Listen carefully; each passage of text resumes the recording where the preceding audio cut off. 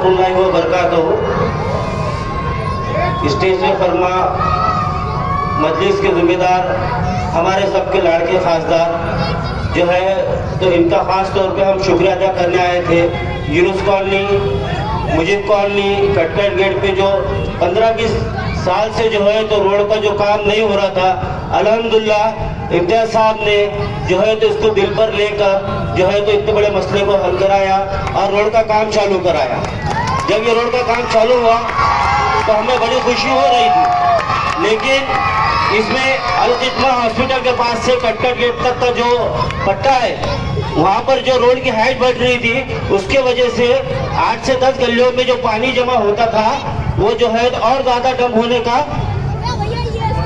Dump होने के chances थे। लेकिन इसको लेकर पूरे गली वाले इम्तियाज साहब के पास गए और फौरन इम्तियाज साहब ने जो है तो इस पर एक्शन लेके ये जो तो हमारा इंशाल्लाह काम करा के दिया। इसलिए जो है तो हम पूरे गली वालों की तरफ से उनका शुक्रिया अदा करते हैं। उसके साथ साथ नासिर भाई ने जो है तो कंटिन्यू स्मार्ट सिटी का ऑफिसर से अपडेट लेकर कराया, उनका शुक्रिया अदा करते हैं। अदालत में इस ताल्लुक से 3 अलग अलग लोग ये केस को लेकर गए हैं। आप लोगों से इल्तिजा है, जो काम दुनिया में हमसे नहीं हो सकता है वो दुआओं से अल्लाह कर देता है। इसीलिए 7 तारीख तक आप लोग शिद्दत से दुआएं करें कि हम अपनी शिनाख्त, अपनी पहचान हम ऐसे ही बरकरार रखें। मैं आज के इस मौके के ऊपर खुसूसन नौजवानों से कुछ बोलने के लिए आया हूं, और ये बोलने के लिए आया हूं कि पिछले कुछ दिनों में अलग अलग शहरों में, अलग अलग गांवों में कुछ ऐसे वाकयात हुए हैं जिससे सरकार की मंशा क्या है, सरकार के इरादे क्या है, उनका मकसद क्या है, ये साफ हो रहा है। कर्नाटक के इलेक्शन के बाद सत्ता में अगर आना है, जीतना है, तो हम काम कुछ दिखा नहीं सकते। तो सबसे आसान काम यह है कि कई शहरों के अंदर दंगे भड़काओ, दंगे कराने का काम करो,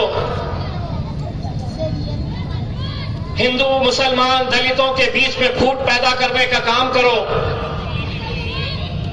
और अपनी सियासी रोटियां सेक ले।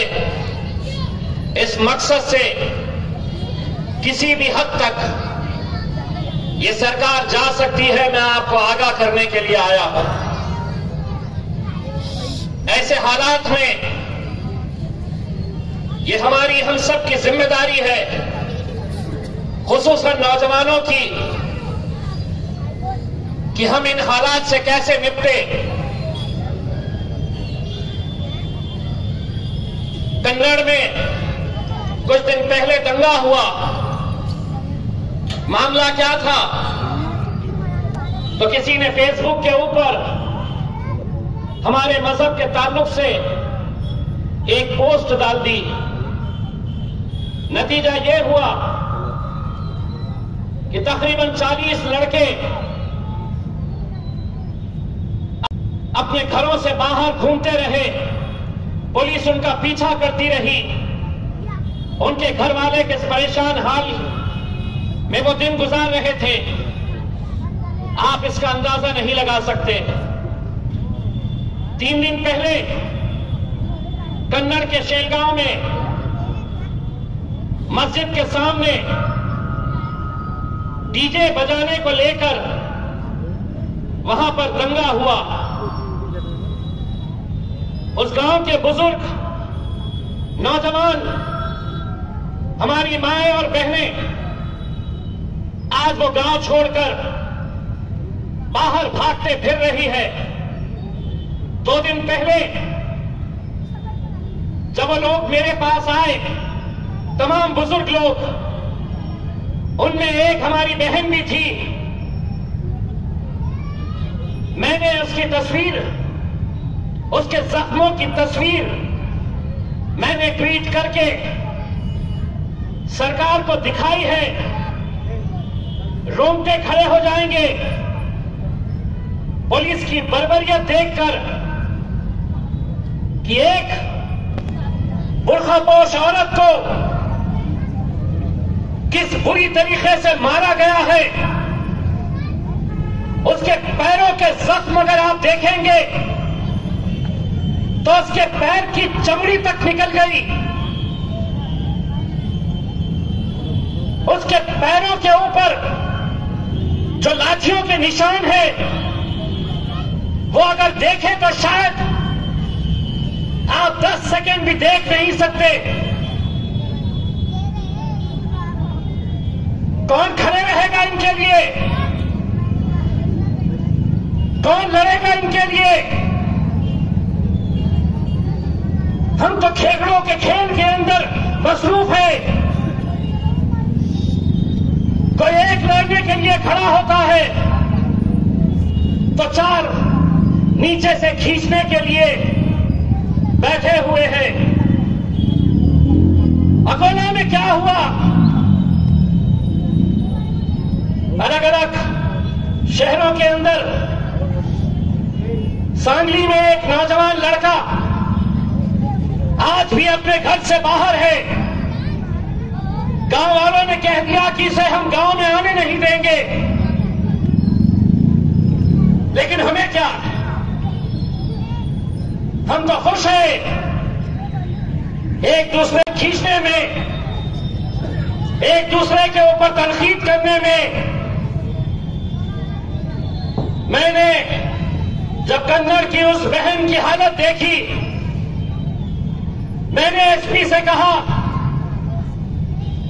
कि ये जो पीआई है पिशोर पुलिस स्टेशन की, कोमल शिंदे, मारने वाले 4 मर्द पुलिस वाले थे जिन्होंने उस हमारी बहन के ऊपर किस बर्बरियत के साथ लाठियां चलाई। कोई जरूरी नहीं है कि ये मुद्दा कोई एक सियासी पार्टी लड़ेगी। ये मेरी आज सबकी लड़ाई है। मैं 2 दिन का टाइम औरंगाबाद पुलिस को देता हूं। अगर उन पुलिस वालों के ऊपर कार्रवाई नहीं हुई तो जिस तरह मुंबई की तरफ मैंने काफिला लेकर गया था, उतना ही बड़ा काफिला मैं कन्नड़ को लेकर जाऊंगा और पुलिस का सवाल करूंगा।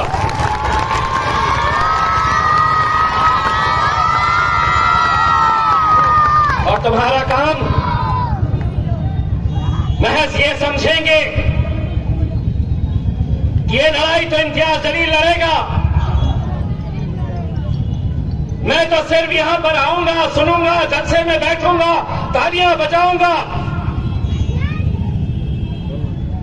अगर सब एक ताकत बनकर खड़े रहे तो दूसरी बार कोई पुलिस वाला लाठी उठाने से पहले सोचेगा कि नहीं, इतने सारे लोग सड़क के ऊपर उतर आते हैं, अगर किसी के ऊपर हम जुल्म करते हैं तो।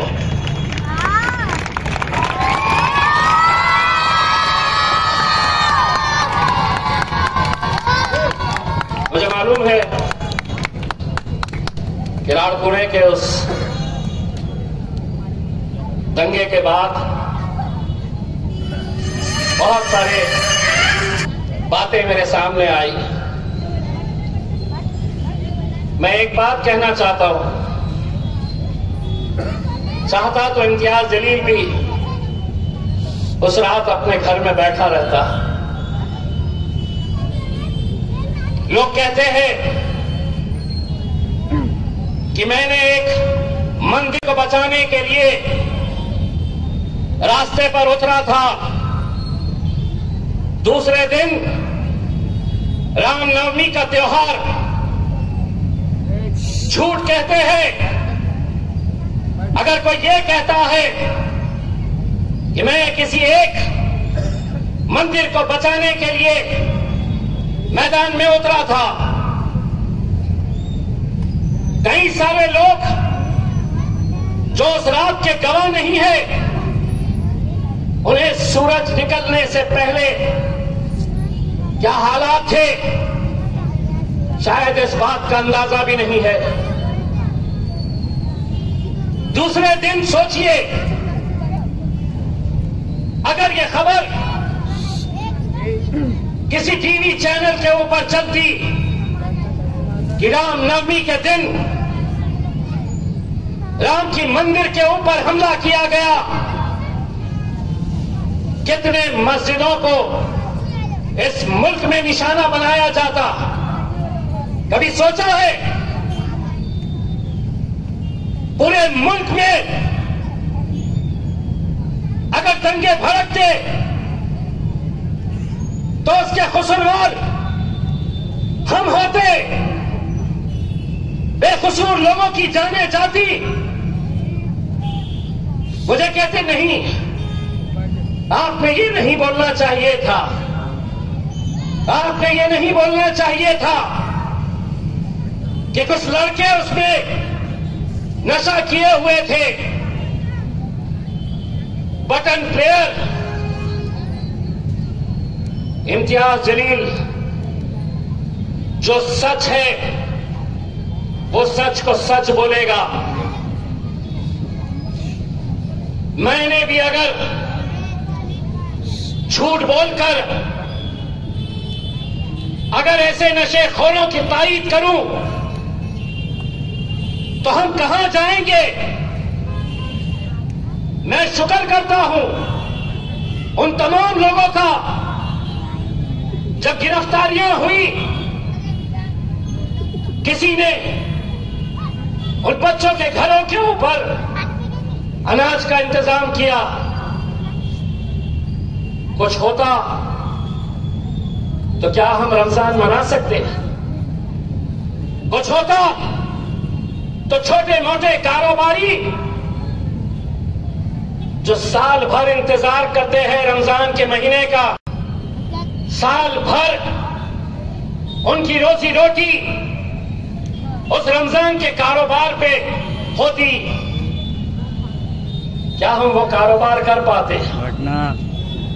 मैं शुक्र अदा करता हूं उन तमाम लोगों का जिन्होंने अदालत में मदद की लोगों की। सियासी इख्तिलाफ किसी के कैसे भी हो, लेकिन ये काम किसी एक शख्स का नहीं है। हर एक को आगे बढ़कर ऐसे मौकों के ऊपर लोगों की मदद हम कैसे कर सकते हैं, इसके बारे में सोचने की जरूरत है। इसीलिए मुझे कतई बुरा नहीं लगता है जब आज महफिलें सजाई जाती है और उन महफिलों के अंदर चर्चा होता है तो मेरा होता है।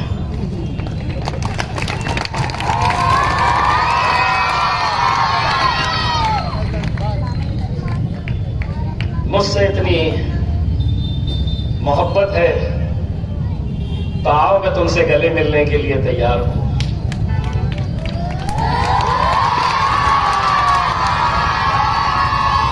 लेकिन कब तक ये खेल खेलते रहोगे? मुझे मालूम है 2014 से पहले इम्तियाज जलील इस शहर में नहीं था। आप सभी लोग थे जो आज अपनी महफिलें सजाकर इम्तियाज जलील कितना जपते हो मेरा नाम। सुबह उठते हैं तो इम्तियाज, रात सोते हैं तो इम्तियाज, यहां जाने के लिए रास्ता नहीं है तो इम्तियाज, पेट में दर्द हो रहा है तो इम्तियाज की वजह से हो रहा है, एक्सीडेंट हो गया है, एम्बुलेंस नहीं आई है तो इम्तियाज, कितना, क्यों मुझसे इतनी मोहब्बत करते हो? 2014 से पहले तो मैं नहीं था ना, तुम्हारे पास ही इस शहर की क़यादत तुम्हारे हाथ में थी।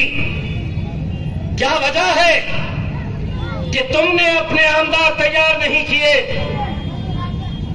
क्या वजह है कि 38 साल लग गए? नहीं रहे तो हम क्या कर सकते हैं? मेरे भाइयों, एक बात समझ लीजिए, आज जिस दौर से हम गुजर रहे हैं, मैं अभी एक प्रोग्राम में से आया हूं, निर्भय बनो नाम का एक यहां पर कार्यक्रम था।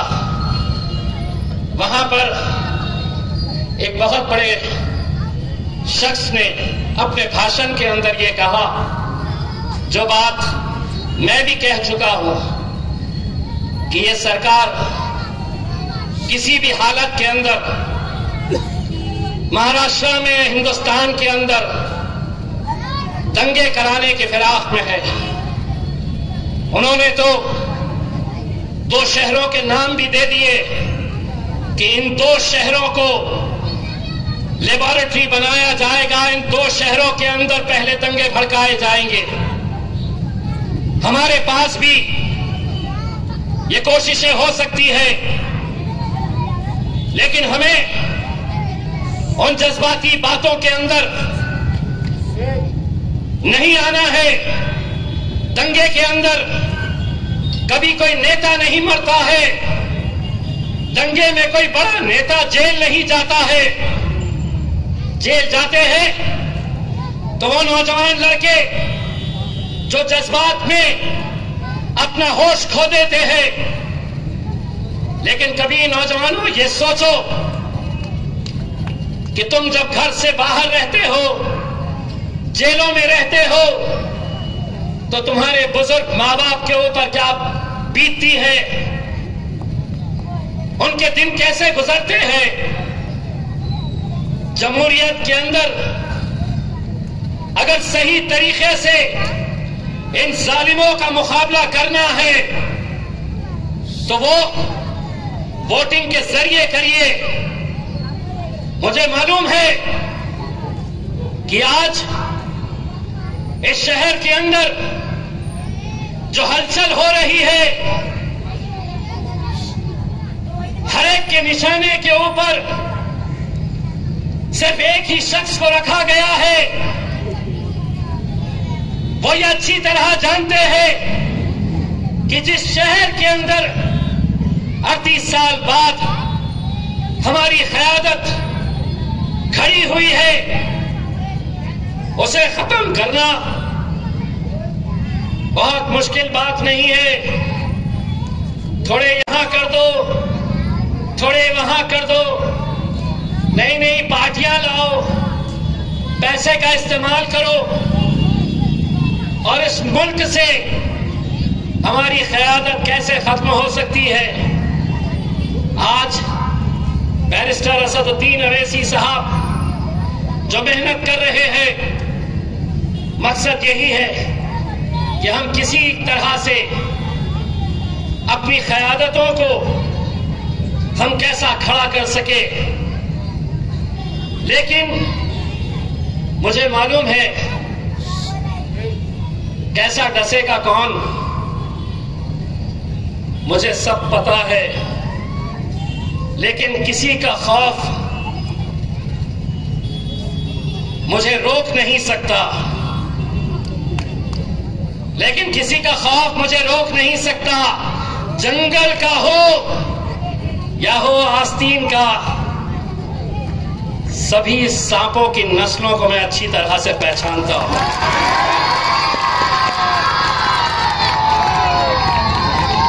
मैं वो तमाम लोग जो आज अलग अलग तरह से मुखालिफत करिए, आपको पूरा इख्तियार है, आप मुखालिफत करिए। मैं ये नहीं कह रहा हूं कि आप सियासत के अंदर मुखालिफत नहीं करनी है, लेकिन कहीं ऐसा ना हो आज कौन सी ऐसी सियासी पार्टी का किस नेता के ताल्लुक से ऐसे घटिया लेवल की बदजुबानी की जाती है? कहीं पर नहीं, कहीं पर नहीं, किसी पार्टी में किसी नेता की नहीं। लेकिन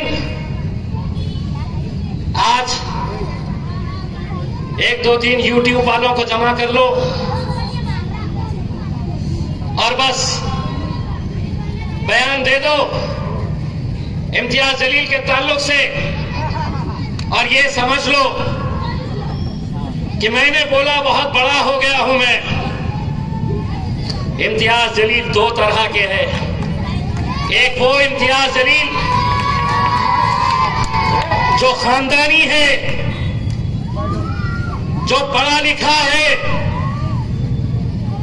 जो तुम्हारी हर बात के ऊपर सर झुकाकर जवाब नहीं देगा। लेकिन अगर तुम समझोगे कि मैं कुछ भी बोलूंगा,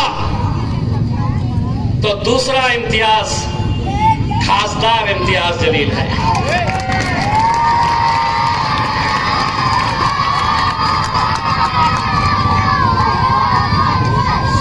तो ये समझ लेना कि एक शरीफ है और एक जरा ज्यादा शरीफ है। तो हम तमाम लोगों को, शाहरुख भाई ने बोला था ना, हम जरा से शरीफ क्या हुए सारी दुनिया बदमाश हुई।